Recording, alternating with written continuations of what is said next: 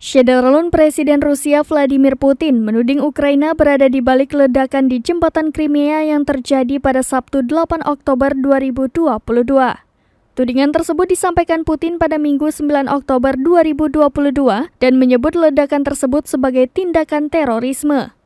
Putin dilaporkan bertemu Kepala Komite Investigasi Rusia Alexander Bestrykin yang mempresentasikan semua penyelidikan ledakan jembatan Crimea.